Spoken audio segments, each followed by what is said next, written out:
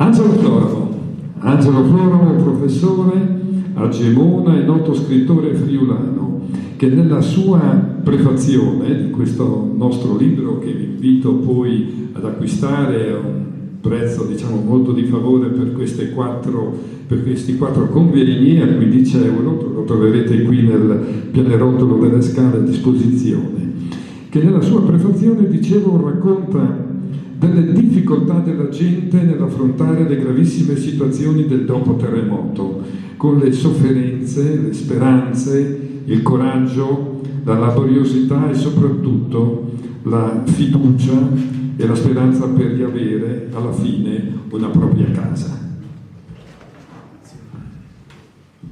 Grazie, hvala lepa tudi naši dragi gasti. È stata una serata intensa, sarò molto breve. Mi piace aggiungere alcuni scatti fotografici e poi dei commenti, perché gli ospiti hanno presentato in maniera magistrale quello che la situazione del terremoto ha ingenerato nelle nostre coscienze di donne e di uomini di questa terra e i semi che tutto ciò ha messo in evidenza. Intanto sono molto contento che finalmente per me quella frase "il Friuli ringrazia e non dimentica", che è stata molto parziale in verità, oggi sia stata in parte rionorata, perché Miroslav Ljubim te, giacché in molti casi non tutti sono stati ringraziati, non tutti sono stati ricordati. Io per la prima volta oggi sento citare ufficialmente il popolo della Krivaja e quello che da Savidovici è stato fatto in Friuli, per la prima volta, e sono contento che avvenga in questa circostanza in cui si parla di terremoto e si parla di coscienza collettiva, perché è vero che sul muro c'era scritto "il Friuli ringrazia e non dimentica", ma in tanti casi abbiamo sofferto di Alzheimer. La dottoressa Savi mi chiedeva prima in che veste sei venuto. Un intellettuale deve essere sempre in una veste scomoda, e io oggi mi prendo lo spazio che deve essere tale, cioè lo spazio scomodo, perché soltanto nel momento in cui tu pensi e ragioni riesci davvero a renderti conto della grandezza di quello che è stato fatto, ma anche di quello che deve essere ancora fatto. E allora, prima di passare al sale sulle ferite, alcune diapositive mentali. La sera del 6 maggio del 76 mio papà era al lavoro all'ospedale di Udine e ci raccontò che girava nei corridoi vedendo arrivare barelle insanguinate, con la paura, arrivavano centinaia e centinaia di cadaveri nei sotterranei dell'ospedale, con la paura di poter vedere da sotto il lenzuolo qualche cosa che ricordasse i suoi figli.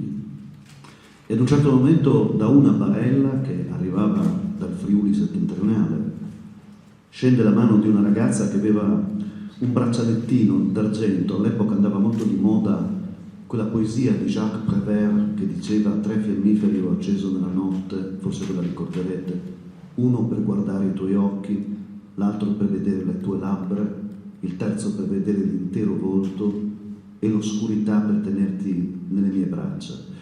Era così famosa quella poesia di Jacques Prévert, una poesia d'amore, che i fidanzati regalavano alle ragazze questi piccoli braccialettini con 3 fiammiferi d'argento, con le capocchie colorate. Forse quelli che hanno la mia età se lo ricordano, perché anch'io lo regalai alla mia amorosa dell'epoca. Mia sorella ne aveva uno e dalla barella cadde fuori questa mano di una ragazza con il braccialettino e mio padre disse: è lei, è mia figlia. E si avvicinò, mio padre era molto credente, io non ho questa fortuna, si avvicinò alla barella insanguinata pregando che non fosse lei.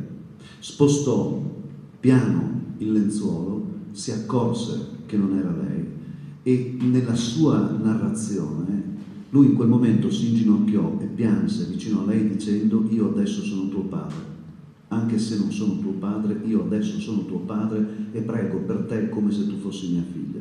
E lui li ha accesi quei 3 fiammiferi per quella ragazza, li ha accesi per vedere che quegli occhi non erano gli occhi di mia sorella, quelle labbra non erano le labbra di mia mia sorella, e quella faccia non era la faccia di mia sorella, ma c'era l'intera oscurità per piangere su queste cose, perché era la figlia di qualcun altro. Ecco, il terremoto ci ha insegnato che l'altro da sé è l'altro sé. Ci ha ulteriormente fatto crescere come popolo, dimostrando che non c'è un diverso da noi, ma che esiste soltanto un'umanità, che molto spesso è un'umanità disperata, che si inciampa, che ha bisogno di chiedere aiuto, e prima o poi tutti abbiamo bisogno di chiedere aiuto. Seconda diapositiva, 1990 io facevo la mia prima supplenza al Manzini di San Daniele come insegnante di italiano e storia, e quindi avevo ragazzini che erano nati nel 1976, 14 anni. E tra di loro ce n'era uno che veniva da Osoppo, si chiamava Simone.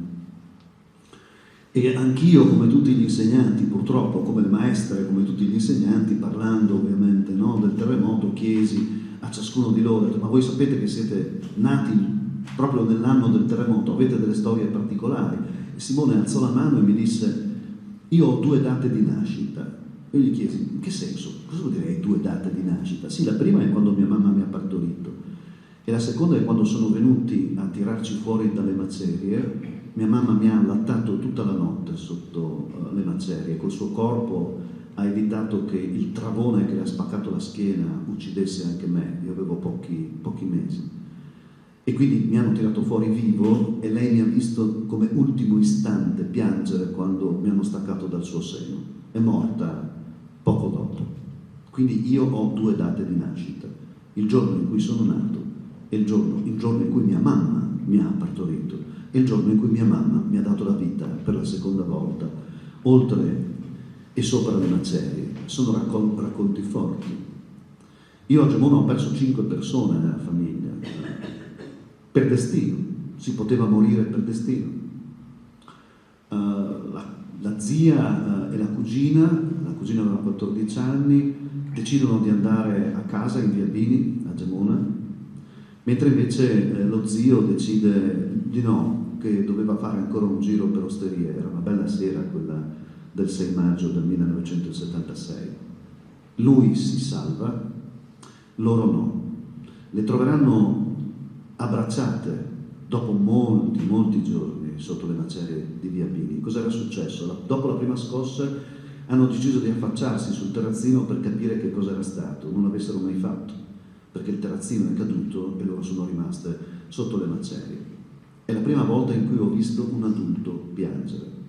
Mio zio era un muratore, aveva tutte le mani rovinate dal lavoro, era stato migrante all'estero, in Argentina, gli mancava anche un dito, come spesso accadeva, no, a quelli che lavoravano. Ecco, io ho questa immagine del terremoto, di mio zio che piange, e per non farsi vedere piangere si copre la faccia, ha le dita rovinate dal suo lavoro e gli manca un dito. Sono degli scatti fotografici, sono dei ricordi che potrebbero essere di chiunque ha vissuto quel tempo, che poi per me da ragazzino è stato un tempo straordinario, perché è stato il tempo in cui ho dormito con mio nonno in tenda per molti mesi, e mio nonno era un affabulatore incredibile. È stato un tempo in cui ho immaginato di essere un appartenente ad una tribù indiana, perché soltanto gli indiani vivono nelle tende e quindi si divertono a passare il tempo tra la palude e la terra pustotea, si dice per Furlan, no? La terra che non è assolutamente coltivata. È stata l'estate più bella della mia vita, è stata l'estate più tragica per la mia famiglia. È curioso, il terremoto ha segnato anche questi elementi, ha segnato anche questi passaggi, il destino. Il signor Bianchi di San Daniele, che sente la scossa, sta per tornare a casa e chiede a suo figlio: suona tu, vai a chiedere a tua madre che cosa è successo. Il ragazzo va a suonare, gli cade giù il condominio e muore. Il signor Bianchi di San Daniele, fino all'ultimo respiro della sua vita, ha continuato a ripetere: fosci olati o a suonare il campanello, o vevi di lei o a suonare il campanello, parcè non so olati o a suonare il campanello, parcè. Dio indurmidit, sembra una bestemmia. È l'articolo che firmò Davide Maria Turoldo, ricordato e ricordato in maniera giusta qualche giorno dopo il terremoto sul Corriere della Sera. Dio indurmidit. E non è una bestemmia, è la citazione di un salmista, è la citazione di un salmo. Perché dormi? Dove sei? perché sei addormentato. Che cosa stai facendo? Quante volte ce lo siamo chiesti, Dio indormidit, davanti ai cancelli di Auschwitz, nella orrenda crisi delle guerre balcaniche, nel nostro terremoto. Dio indormidit è un'invocazione di aiuto che poi ci ha spinto a fare di Besoi proprio perché Dio dormiva. E allora saltuare anche lui o quindi fa di Besoi per forza. Al di là di ogni retorica, io ho una grave deformità mentale, una grande paura che questo 50° anniversario del terremoto rischi di essere una bella passerella per politici. Io ricordo che Andreotti, che comunque era Andreotti, venne preso a sassate a Gemona. C'erano le manifestazioni, si facevano le manifestazioni, c'era la rabbia. Una rabbia che era intransigenza, che non ammetteva mezze figure, ma c'erano anche dei politici giganteschi. Si diceva prima, e se capitasse oggi il terremoto che cosa succederebbe? Io penso che non saremmo in grado di fare altrettanto, perché quella generazione di politici di qualunque colore fossero, ed è bello il fatto che tu abbia proiettato Berlinguer, beh insomma Rockefeller non era un politico, ma c'era Berlinguer, c'era Moro, c'era Andreotti, quella generazione di politici, a prescindere dalle loro fedi politiche, era una generazione davvero di giganti, erano statisti, era gente che aveva fatto la scuola di partito, prima di diventare semplicemente assessore o consigliere di un più piccolo paese andavano a mettere i manifesti e facevano scuola di partito e baruffavano e prendevano i calci in culo se non erano capaci di fare bene il loro mestiere e poi diventavano statisti. Era gente che aveva studiato, che sapeva parlare, che quando parlava non sbagliava i congiuntivi. E a me la mia maestra ha spiegato che dimmi come parli e ti dirò che idee hai dentro la testa. Io, viste le intemperanze dell'anagrafe, credo che se oggi capitasse una cosa del genere qui in Friuli, per la classe politica che abbiamo, ma non soltanto noi in Friuli, nel paese ci sarebbe ad averli i capelli di metterci le mani dentro, perché non ho questa fiducia. Perché è vero che il Friuli non dimentica, ma oggi quei pakistani che hanno portato le tende vengono fermati sulla via balcanica. Oggi a quei pakistani che hanno portato le tende, per citarne alcuni insieme ai bangladeshi, non viene concesso a Monfalcone di pregare il loro Dio, perché sono musulmani. Ma erano musulmani anche gli operai, tanti operai bosniaci che vennero a casa nostra a farci passare dalle tende e dal fango delle tende all'accoglienza delle case che provenivano da Zavidovici. Che cosa è successo? Io non credo che quel Friuli sia rinato, e mi dispiace dirlo, ma sono venuto in questa veste, nella veste antipatica di chi usa in qualche modo la testa per dare fastidio.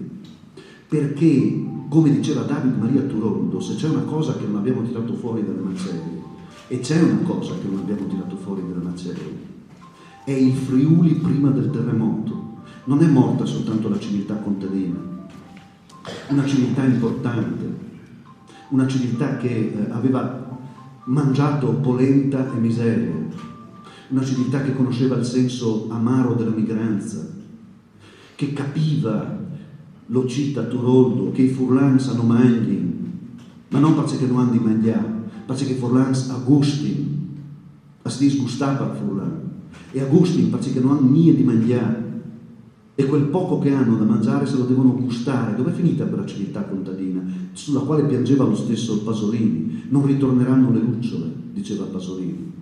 Bartolini diceva, une volte o eri in frus plen di snacai, cumò ovin le patatine pai, esamio, no crot, diceva Bartolini. Quel Friuli lì che era solidale, che era attento, che sapeva che cosa vuol dire la sofferenza, perché la sofferenza l'aveva perduta, è morto sotto le macerie. È inutile che ce lo raccontiamo. E so che non mi chiameranno la prossima volta, nei prossimi 4 interventi, ma così io riposo a casa. È morto quel Friuli lì, è morto, definitivamente, perché le case le abbiamo tirate su bellissime, non abbiamo più il cagador, Parsore degli Alinari, molte stalle sono diventate delle ville, ma le nostre case, guardatele, hanno le siepi alte, non sappiamo neanche quello che succede dall'altra parte del cortile. C'è Mustai Melie, mi è capitato di dire a casa mia, a Borg di Luvigne, e la risposta è stata, ma è morta 3 mesi fa, è la mia vicina di casa, è morta 3 mesi fa, io non lo sapevo, perché? Cos'è cambiato? Prima del 76 mio nonno usciva fuori dopo la giornata di lavoro, metteva il bottiglione di vino, prendeva il macubin, la chicche, se la fumava e c'erano almeno 30 persone che si sedevano accanto a lui a parlare. È chiaro che non lo possiamo fare e non possiamo avere un mondo passatista, non possiamo avere sogni per ricostruire un tempo che non c'è più, ma l'anima che avevamo, che era quella che mi insegnava mia nonna, tu has di buttare une grampe di polente di pui dalla chialderie, perché se il puar tu che sulle puarte, tu has di daile, devi mettere una manciata di farina di polenta di più nella pentola, perché se il povero bussa alla porta gliela devi dare. Ecco, io quel Friuli lì non lo riconosco, non lo ritrovo e un poco me ne vergogno, un poco me ne vergogno. La strada fatta da quegli operai per costruirci le crivaie adesso è una strada attraversata dai disperati. Mi dicono amici che insegnano all'Università di Belgrado che i branchi di lupi lungo la via balcanica prosperano perché hanno carne fresca da mangiare, non vi vengono i brividi. Non è la storia di Cappuccetto Rosso. Com'è? Speriamo di no, però è così, la nostra speranza è un conto, la nostra realtà è un'altra. Nel frattempo abbiamo amministrazioni come quella di Trieste che rubano le scarpe e le coperte ai poveri, quando c'è qualcuno che si prende cura di loro, magari vengono dal Pakistan, magari vengono dal Bangladesh, non lo so da dove vengono. Io so che vorrei che dalle macerie tornasse fuori quel Friuli lì, perché non è che il Friuli ringrazia e non dimentica, è che noi abbiamo dimenticato come si fa ad essere friulani, e questo a me dispiace tanto, e spero che quell'esempio lì straordinario delle donne e degli uomini della protezione civile che sono stati evocati, l'esempio straordinario di quelli che hanno saputo tirarsi sulle maniche e lavorare, non sia soltanto la bella favola retorica che ci ricorderemo quest'anno e magari per i 60 anni del terremoto, ma sia un imperativo per sapere dove dover tornare, da che punto dover ricominciare. Abbiamo numerato le pietre a Pinzone, ma l'anima? Forse dovremmo mettere i numeri anche su quella? È un bel esame di coscienza quello che ci aspetta per i prossimi anniversari. Io ho fiducia che il Friuli possa rinascere, non credo che la ricostruzione sia finita. Penso che la parte più grande debba ancora essere fatta e per questo ho una straordinaria fiducia nelle nuove generazioni, perché io le vedo ogni giorno a scuola, ogni giorno.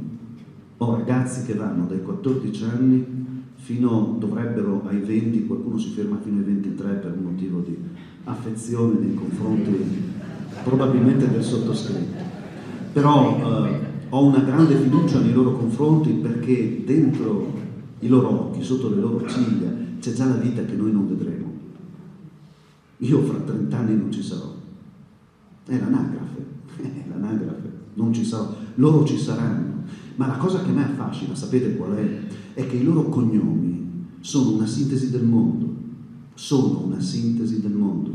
Perché tra i cognomi che serpeggiano nel mio registro di classe ci sono ragazzi che vengono dal Bangladesh, ci sono ragazzi che vengono da tutti i Balcani, ci sono ragazzi che vengono dalla Cina, ci sono ragazzi che vengono dal Maghreb, e quando a ricreazione devono parlarsi tra di loro, a Siclam impar furlan e a Tabà impar furlan.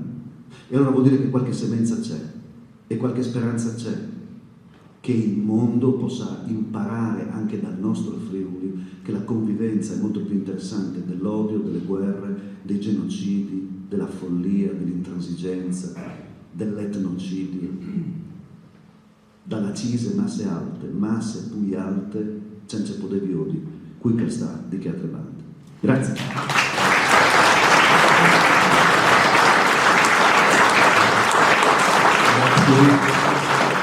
Grazie professor Angelo. Naturalmente il 28 di marzo sarai su Aresia, non ci scappi.